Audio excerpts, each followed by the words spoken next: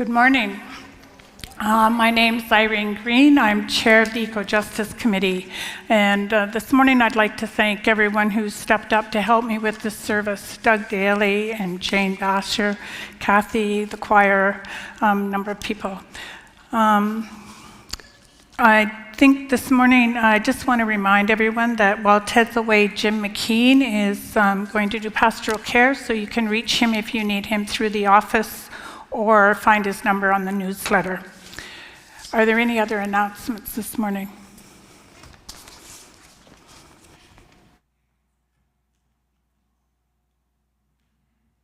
Good morning. My name is Angie Lewis, and I am very involved in the prayer shawl ministry here at St. Paul's.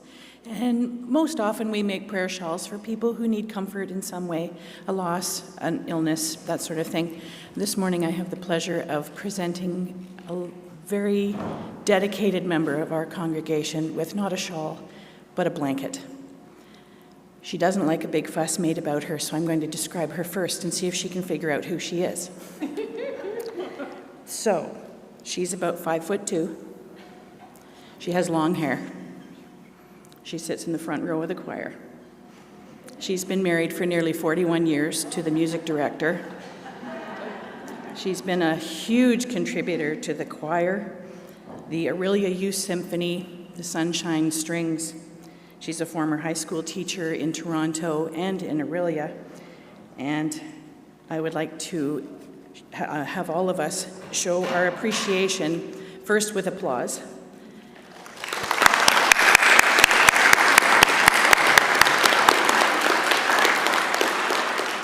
Thank you, and I will now show you the blanket. There, we are going to very lovingly wrap around Mayumi Bailey for all of the work that she has done here at St. Paul's, and hope that in Blair's impending retirement that the two of them will take a nap.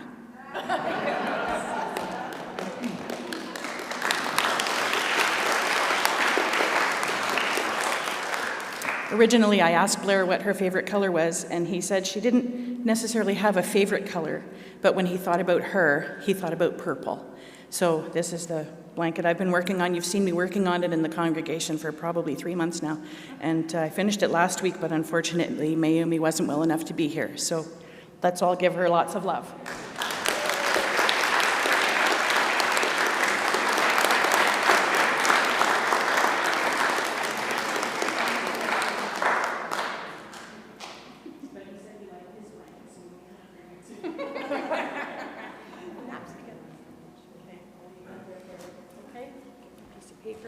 Thank you very much for your attention.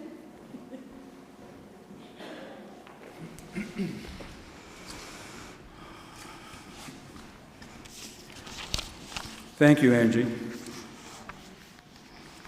Well, today is a special service. For me, it's become a service in recent years that I've perhaps looked forward to as much as any service we have throughout the year, and that is our celebration of Earth Day, which was actually yesterday, April 22nd. All of our music we're doing today is connected with that theme. And the second anthem that the choir will be singing is from a work called the Misa Gaia. We presented that full work here, first in a concert, first in 2012, and then again in 2018. And we're doing a piece from that extended work, and the piece we're doing is called The Blue-Green Hills of Earth. And we'll be doing it towards the middle of the service. So as we sing it, you'll see pictures on the screens as we sing it, and the words as well. And towards the end, you'll see it'll say, you all are invited to sing. So I ask if you would like that you join us in singing the latter part of that piece, The Blue-Green Hills of Earth. But the first anthem we're singing this morning in the service as our introit anthem is, for the choir, a very, very special piece. This is a new anthem that was purchased in memory of Reverend Jack Carbert. And Jack Carbert died in December of 2021. And at that point, we were still having to isolate. We had his service here in the sanctuary, and it was live streamed, and we did have an ensemble singing.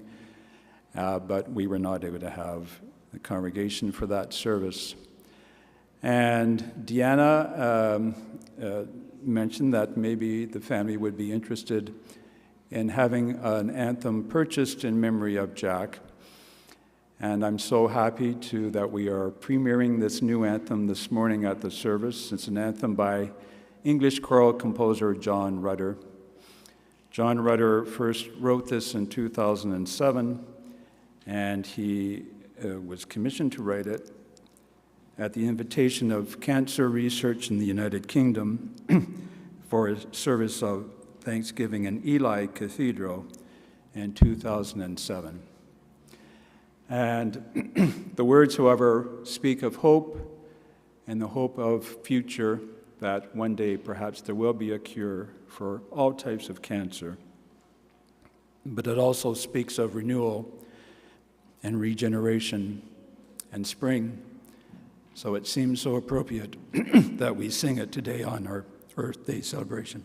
Excuse me. And I'm so pleased that we have many members of the Carbert family here this morning.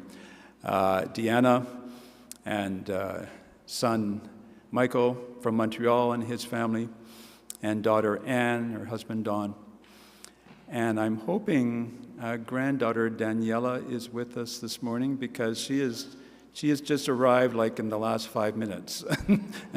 And Daniella is a music graduate of McGill University in Montreal as a trumpet major, and she and I will be rehearsing and playing the postlude together at the end of the service. So I'm looking forward to that.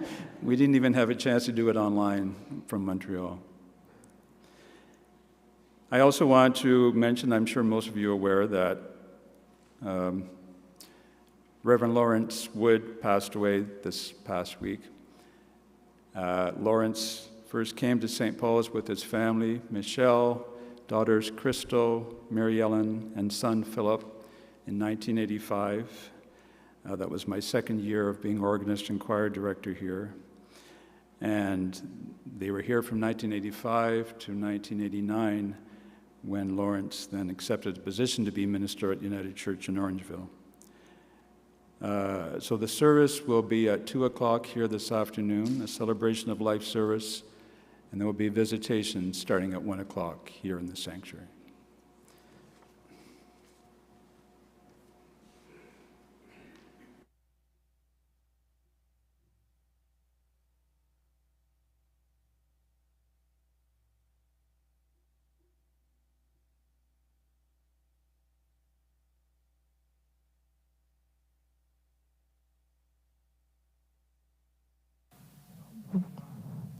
We begin this service by acknowledging that we are all on land that has been inhabited by indigenous people from the beginning.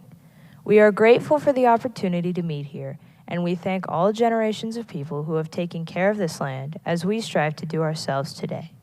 We acknowledge that the Orillia area is the home of the Anishinaabe peoples, which include the Ojibwe, Odawa, and Potawatomi nations, and is under the Robinson-Huron Treaty, Williams Treaties, and J. Collins land purchase. As we are all treaty people, it is important to learn about the lands we stand on and the people who live here. We recognize and deeply appreciate their contributions to this place. We also recognize the contributions that First Nations, Métis, Inuit, and other indigenous peoples have made in shaping and strengthening this community, our province, and our country. As settlers, this recognition to the contributions and historic importance of indigenous people must be clearly and overtly connected to our collective conscience to make the promise of truth and reconciliation in our communities.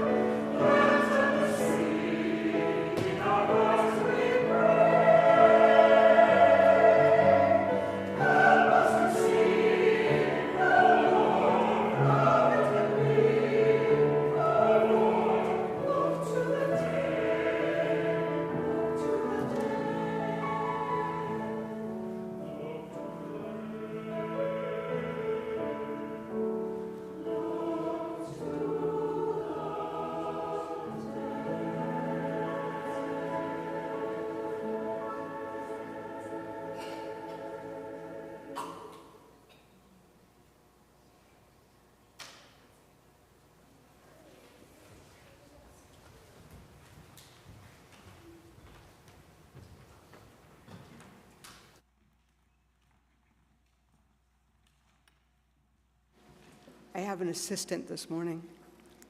Welcome as we celebrate Earth Sunday. This morning we gather to celebrate our home and to explore our contribution to a sustainable future. We are but visitors for a short time and therefore stewards for future generations. We light the Christ candle, grateful for the life and teachings of Jesus. Jesus showed us the power of love.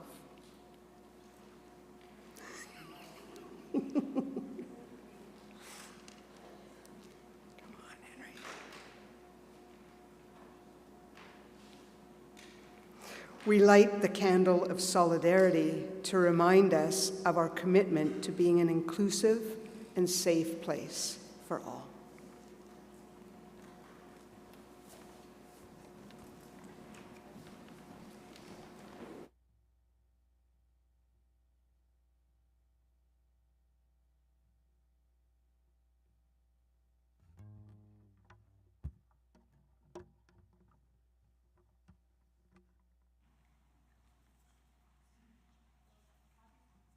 Kathy's going to help us join in a song, and then the children are going to come forward and we're going to have a bit of a story time.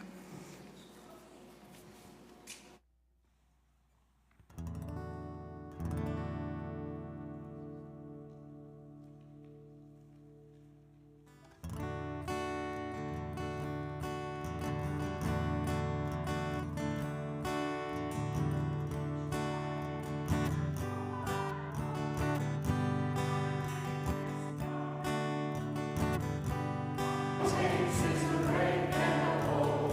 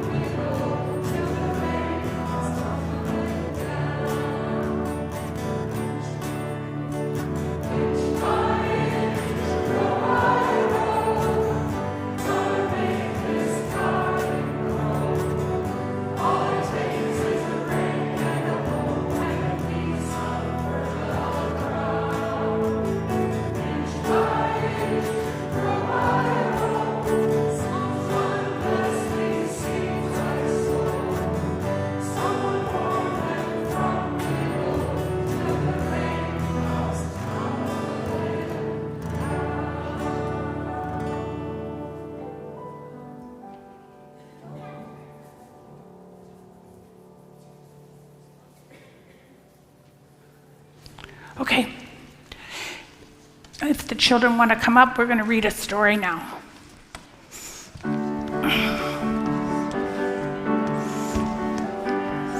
Do you want to sit up here where you can see? Dot, why don't you come on this side?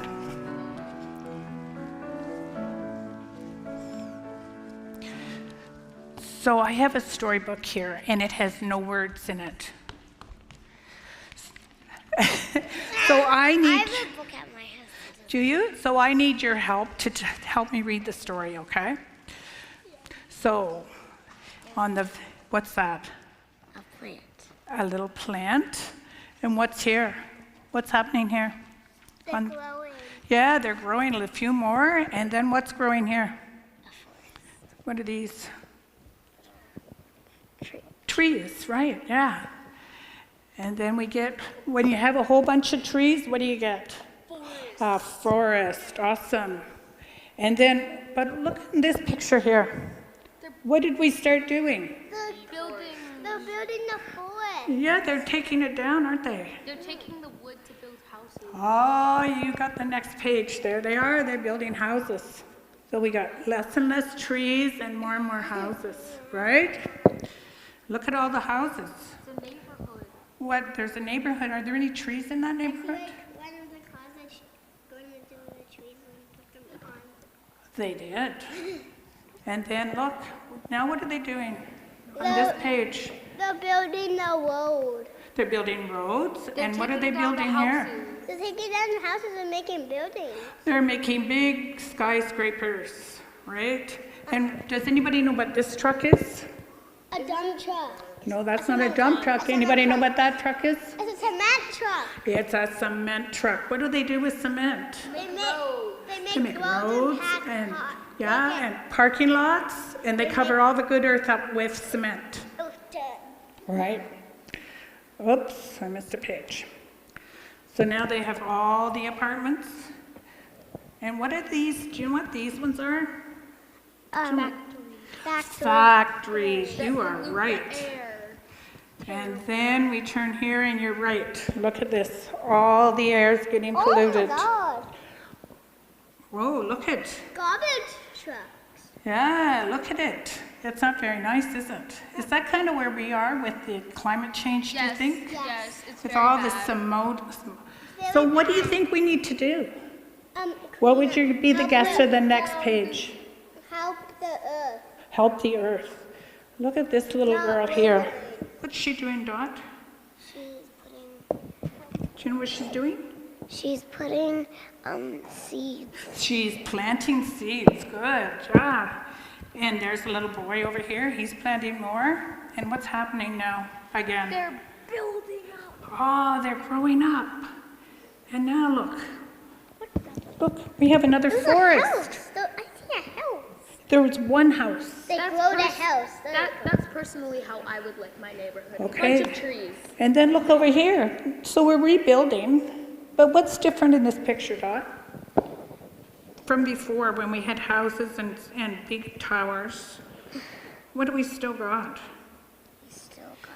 We still have trees, so we need to learn to still have trees, right? Even when we build the skyscrapers, they still have trees. I see like houses that hiding. Right. And here, what else do we have in this one now that's going to help us? We have rainbows, we have fish that we have to watch, we have boats. What are these? Does anybody know? Windmills. Windmills for So power. Birds and this is a wheel and water in a boat. Right. So that's a better way to live Yeah, than. it's coming out of the water. It's jumping out of the water. There you go. So this is what we're talking about with Earth Day, that we need to do all these special things to keep the earth right. So I think while we sing another hymn, you folks are going to go downstairs, and Becky's going to do some crafts with you, I think, some coloring, and then you guys are going to come back up at the end of the service and tell me what you learned downstairs today. Okay? I'll make you a beautiful picture. Oh, I would love that.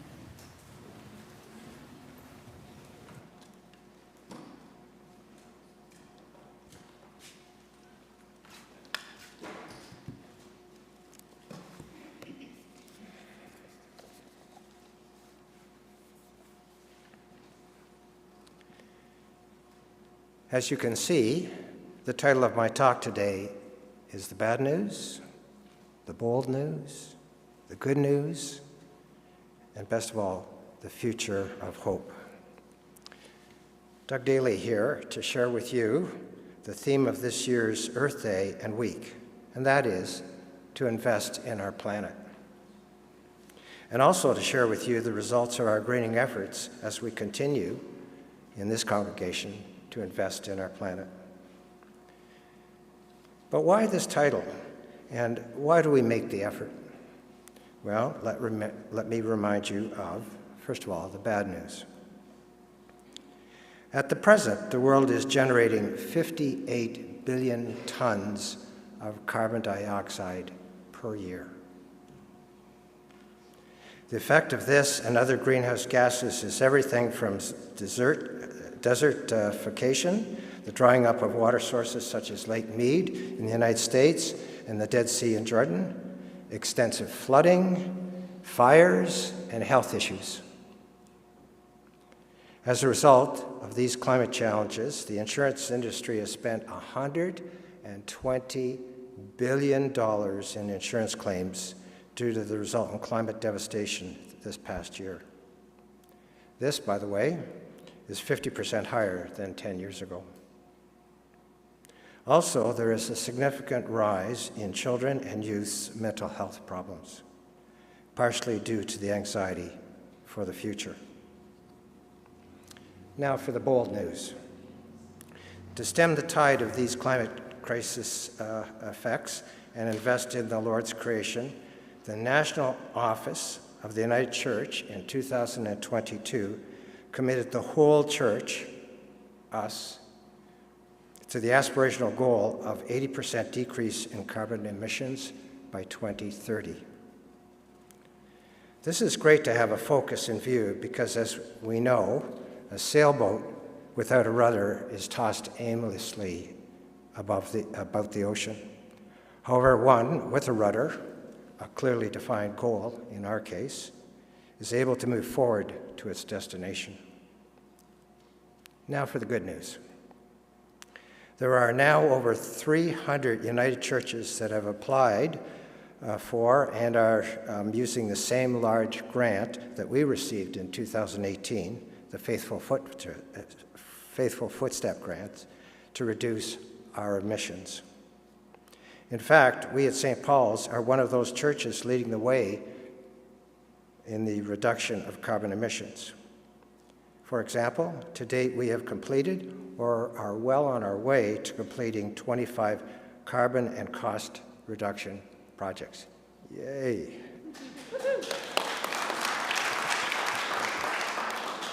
Can I have the first slide, please? One of the things that we've done is you will have noticed in the newsletter that we recently have submitted funding for energy-efficient heat pumps to heat and cool our building. These are some of the gentlemen that worked on that project. We haven't heard yet. We keep hoping. And Dave Duff, Jim Harris, Stan, our custodian, are overseeing the more efficient regulation of our furnace. Also, to share our experiences, some of you will have noticed a display in the atrium showing that we are conducting a retrofit tours of our accomplishments, and we're doing this to share with others and encourage others to do so in the community. You may be interested to learn the results of our efforts to date. If I can have the next slide. With Fred Cullen's help, we have followed the following updated information about our operation. Whoops. Sorry, that was the slide we should have done before. Next slide, please. Taking into account the heating degree days over the winter months from 2018 to the present, we have reduced our electricity usage by 14% and saved $1,000 a year. Using the same formula, we have also reduced our gas usage by 12.5% and have saved $2,500 per year. In it, do that again. Go on, stand up here, Julia. And in addition, our cost saving from the solar panels to date is over $14,000. Yeah. In all of this, let us not forget all of our accomplishments to date have occurred because of your support. There were those of you who donated initially in the annual givings in 2018 for such work. Further, there are those of you who recognize the cost benefit of contributing and purchasing and installing the solar panels with an extra giving. Also, there has been a donation of money and many hours of volunteer work from such things as overnight heat testing, sitting in committees to apply for grants, and offering to do little greening projects. So as the saying goes, it takes a village to raise a child. Well, I would say it takes a congregation to care for creation, and that is to lead the way to save the planet. But as Vince, during the information commercial for ShamWow Sponge would say, wait, there's more. We have created a draft climate action plan for the church, which includes several objectives and a plan on how we can maximize our efforts to save the planet. This plan includes upgrading things such as appliances and our furnace, things that will again help us save money due to increased efficiency, as well as saving creation. And now the message for hope. We are not alone in our commitment and focus to reduce the carbon footprint. Excuse me, next slide. For example, locally, the city of Orillia and their council have created an action plan. Like us, one of its goals, and it would be represented by the blue or green, the third level down, is to reduce the carbon footprint of buildings, in addition to our building, to 65% of the pre-1980 level, which includes things like promoting greater use of net zero heat pumps. And yet on a bigger scale, the Intergovernmental Panel on Climate Change has listed 10 key solutions needed to mitigate climate change. One of them is to retrofit and decarbonize buildings, so we're in the ballpark. In addition to focus on the energy efficiency of buildings, there's efforts worldwide to reduce carbons. I'd like to give you an example. At the present, there is a relatively new company called Carbon, and it has begun to inject the carbon that it produces in the manufacturing of cement, and that's a lot, back into the actual structure. So it creates carbon and then it reintroduces it into the foundations of their structures. And finally, in 2022, lending of money to green, clean industry outpaced for the first time that given to fossil fuels. Julia? Woo! Oh, sorry.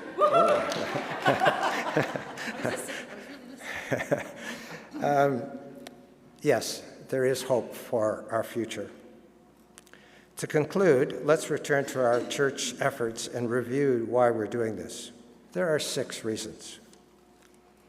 To reduce our costs. Number 2, to generate more revenue. For example, if our grant is successful and we get the heat pumps and install them, this would allow us to rent out the Great Hall during the 3 months of summer and to reduce our heating costs in the winter. We're doing it also to reduce our carbon emissions. We're doing it to be good spiritual citizens and contribute to the sustainable city. We're also doing it to illustrate to our youth that we do care about their future and the environment, and that we are actively doing something to preserve it. The best way to teach is to model, right? And to illustrate the 6th reason and the final reason, I would like to tell you a story. In medieval times, a priest decided to do a pilgrimage to see a new cathedral. Some of you may know this story. As he approached, he could see the cathedral off in the distance. He met a stonemason who told him about his contribution of helping to create a solid foundation. As he grew closer, he met a carpenter. He inquired about the building, to which the carpenter said that he'd been involved in creating the great wooden arches to hold up the ceiling. And finally, as he entered the church, he found a woman sweeping up the remaining debris. And as with the others he had met, he asked why was she doing what she was doing. She answered that her work had been to clean the edifice for the glory of the Creator. So as in this story, let us remember that we have been doing all of these various greening projects because we are called to be good stewards of God. Therefore, to celebrate this last reason during Earth Week, will you now join me in reading aloud the Care for Creation prayer? Can I have the slide, please?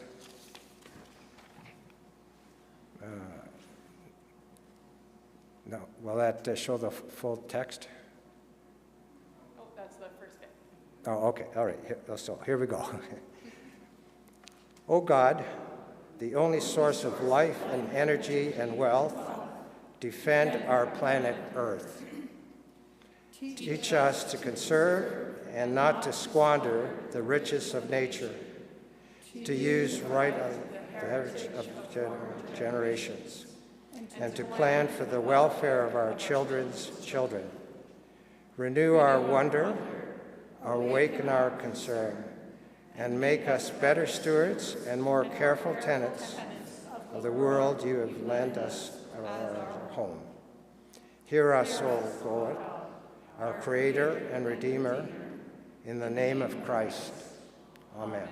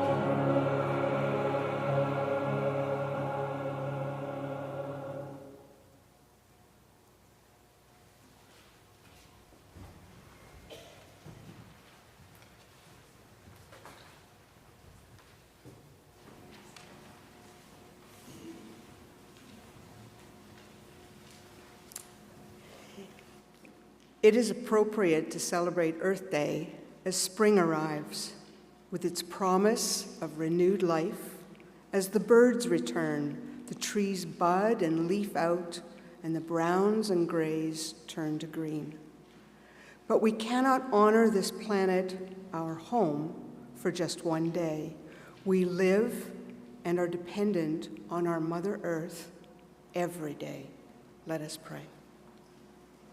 As we honor Earth Day, help us to understand and appreciate the interconnectedness of all life.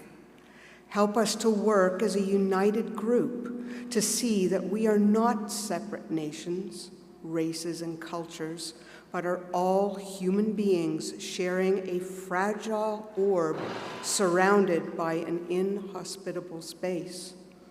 All are dependent on this planet to survive and thrive. Help us to understand how we are interdependent with all aspects of nature, even with the smallest insects that pollinate the crops that sustain us, and the flowers in the gardens that inspire and comfort us. Help us to have the wisdom, strength, and courage to do what we can to live in a sustainable way, to value, not exploit the resources of this earth, our home. Give us compassion towards those most affected by climate change, more often the most vulnerable. To have empathy for the millions who are fleeing from homes no longer safe or able to sustain their families. Help us to each do what we can to live in harmony with all life. For those of us who blame others and compare with others about who or what is responsible, who is creating more of the problem or less of the solution, help us be mindful that each of us can make a difference.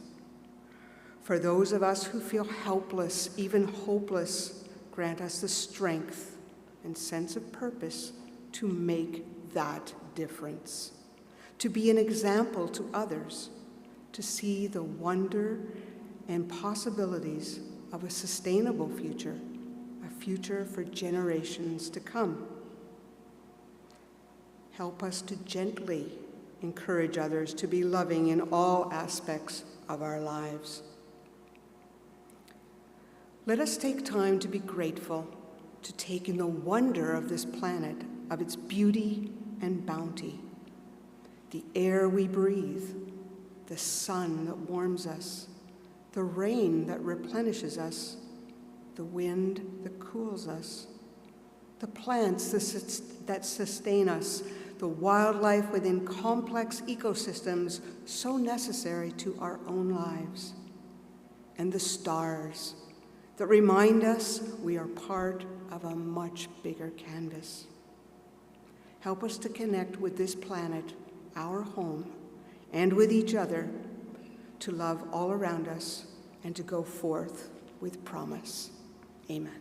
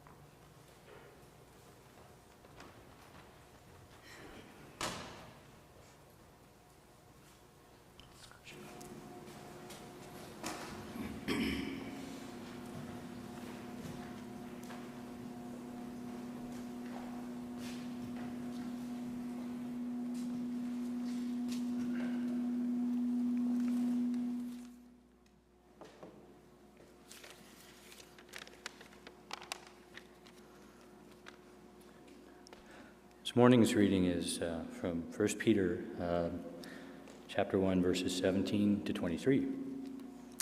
If you invoke as Father the one who judges impartially according to each person's work, live in fear during the time of your exile. You know that you were ransomed from the futile conduct inherited from your ancestors, not with perishable things like silver or gold, but with the precious blood of Christ, like that of a lamb without defect or blemish. He was destined before the foundation of the world, but was revealed at the end of the ages for your sake. Through him you have come to trust in God, who raised him from the dead and gave him glory, so that your trust and hope are in God. Now that you have purified your souls by your obedience to the truth, so that you have genuine mutual affection, love one another deeply from the heart. You have been born anew, not of perishable, but of imperishable seed, through the living and enduring word of God.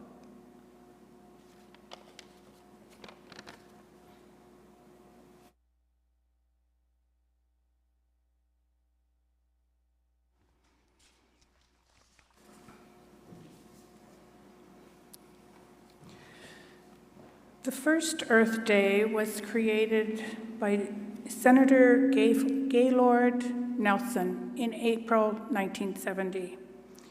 He was an American politician and an environmentalist who wanted to persuade government to create legislation to protect the environment.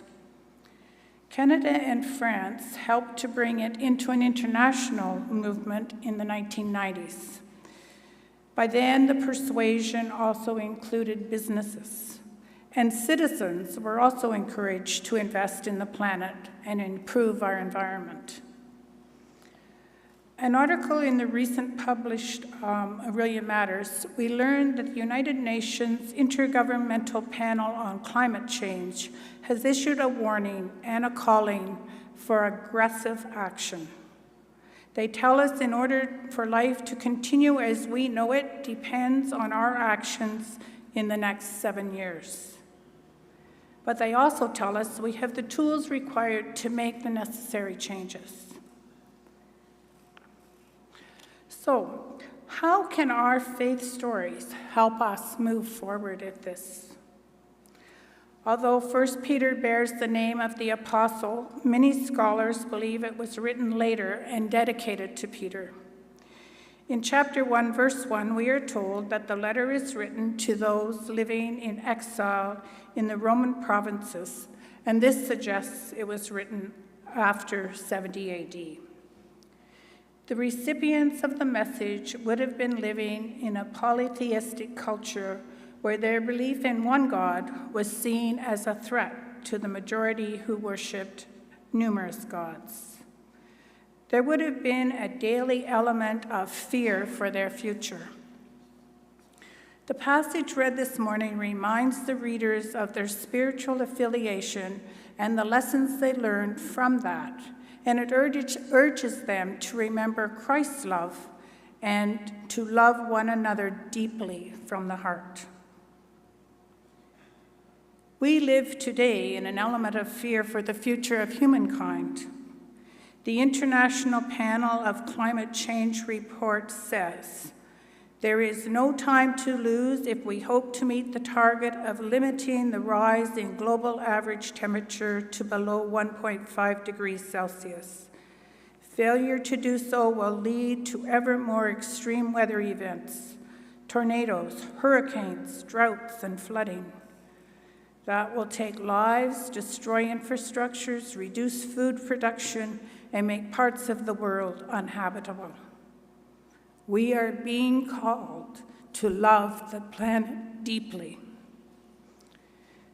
Love is one of those precious commodities that cannot be bought, earned, or merited. Love is always a gift. It's a grace. This, I believe, is the passionate love exemplified in the stories of Jesus, and is part of why we are still look to our stories for insights on how to live in the world and with one another. For centuries, humans attempted to place themselves as dominant beings and misused our stories to justify their actions, but our knowledge and understanding of existence now is uncovering the falsehood of this. We have evaluated and revised our spiritual declarations to reflect our new awarenesses. So on this Sunday, in 2023, at St. Paul's, in the United Church of Canada, when we are celebrating Earth Day, what can we draw on that would help us love deeply today? Might I suggest we look at a statement of faith used by the United Church, which over the years has continued to be amended as we grow in our understanding of the world. At this time, we're going to repeat the new creed. And I need Rick.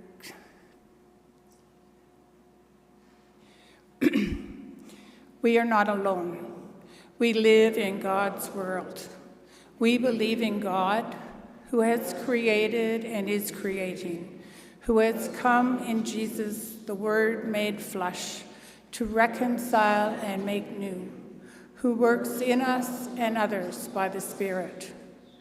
We trust in God.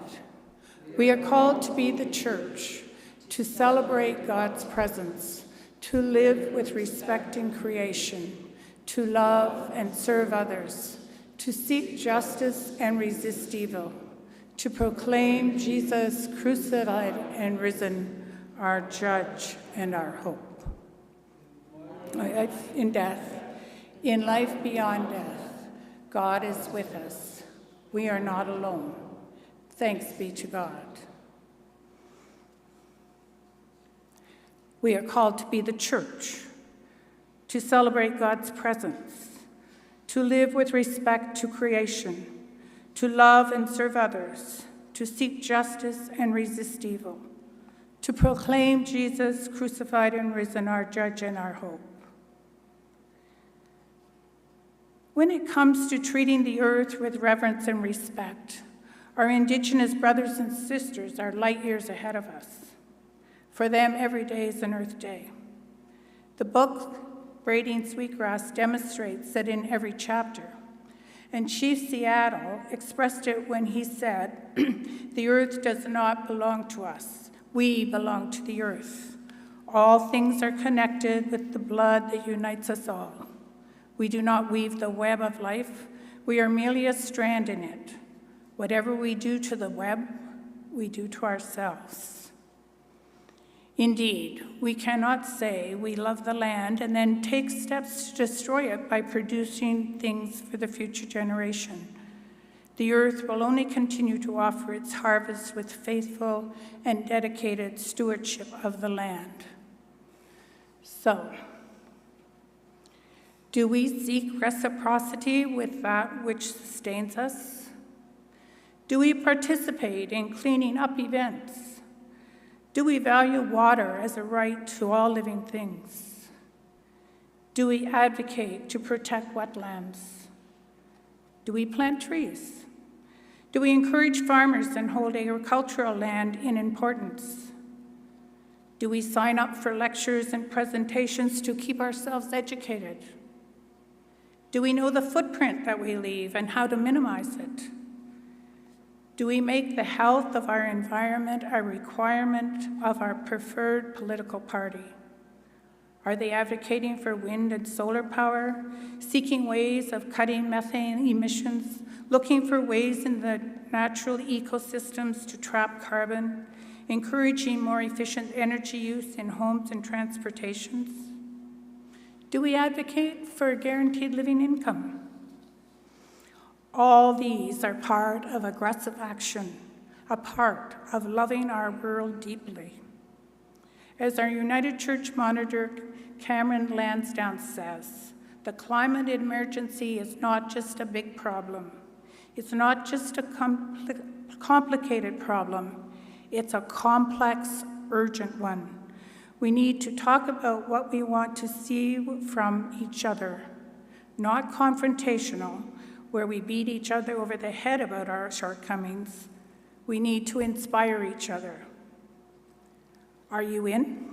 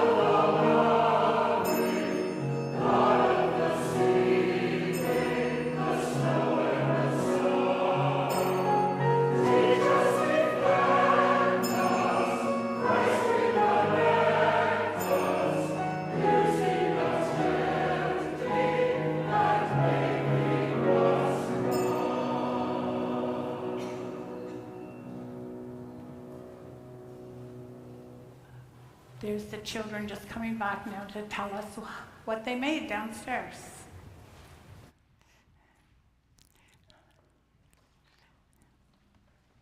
We can be seated.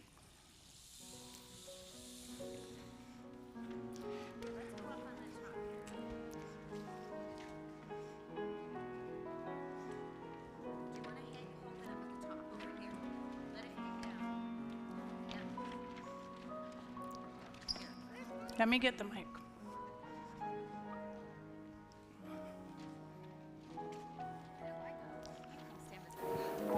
So what did you draw? I drawn a tree. Wow. Speak really loudly. I drawn a tree. We draw the birds. Birds? I drew Mother Nature. Mother Nature. Great. Super. Great. Wonderful. Hold them up high so everybody can see.